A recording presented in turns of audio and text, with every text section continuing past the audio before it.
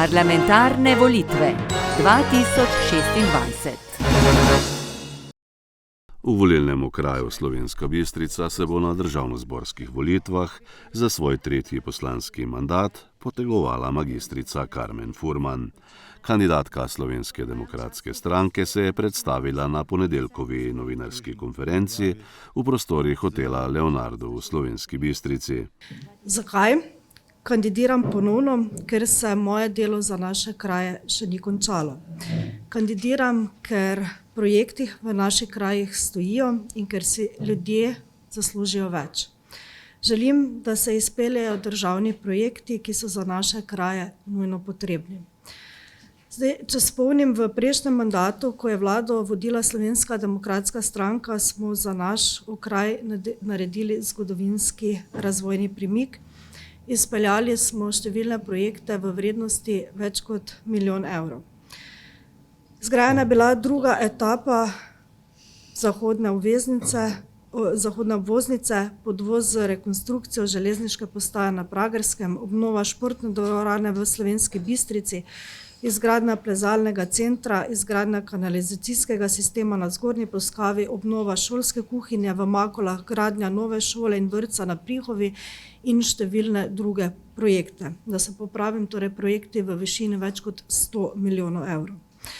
Razvijali smo infrastrukturo, izboljševali pogoje za gospodarstvo, skrbeli za varnost in kakovost življenja. Torej, to niso bile politične obljube, ampak konkretna dejanja, ki jih je izvedla prejšnja vlada.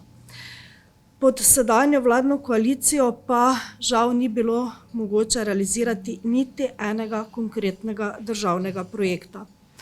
Pa ne zato, ker v lokalni skupnosti ne bi bili pripravljeni, ne zato, ker ne bi imeli načrtov in ciljev, ampak zato, ker za naše okolje enostavno ni bilo politične volje in posluha. Namesto razvoja smo se morali boriti proti ukinitvam. Naj spomnim, v začetku mandata nam je aktualna vlada želela ukiniti upravno enoto in s sklicem nujne seje parlamentarnega odbora strani Slovenske demokratske stranke smo ukinitev tudi uspeli preprečiti. Davčno pisarno so nam najprej ukinili, po številnih poslanskih pobudah in vprašanjih smo si jo uspeli izboriti nazaj. Pred kratkim so nam ukinili dežurno službo na policijski postaji in tudi tukaj ne bom odnehala, dokler je dobimo nazaj. Spomnimo se Pohorja, ker so želeli brez soglasja lokalnega okolja postaviti vetrne elektrarne.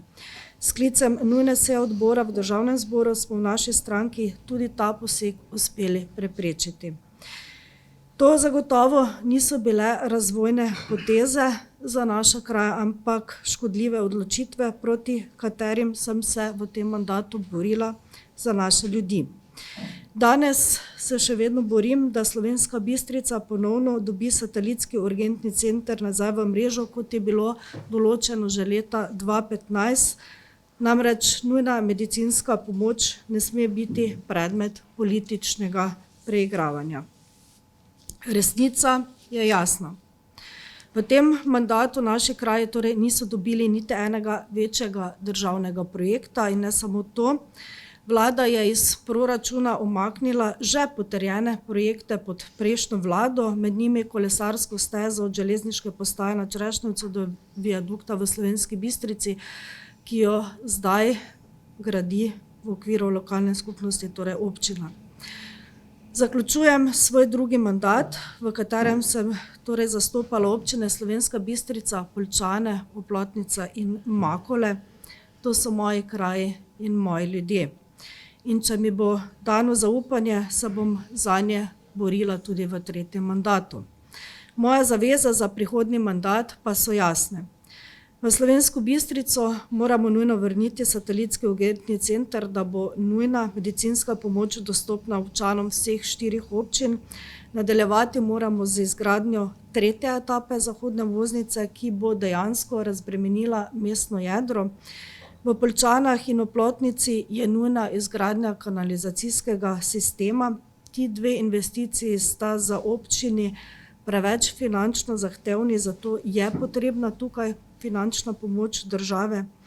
V Makulah je potrebna izgradnja športnega igrišča in ureditev poplavne zaščite pred izlivanjem reke Dravinje.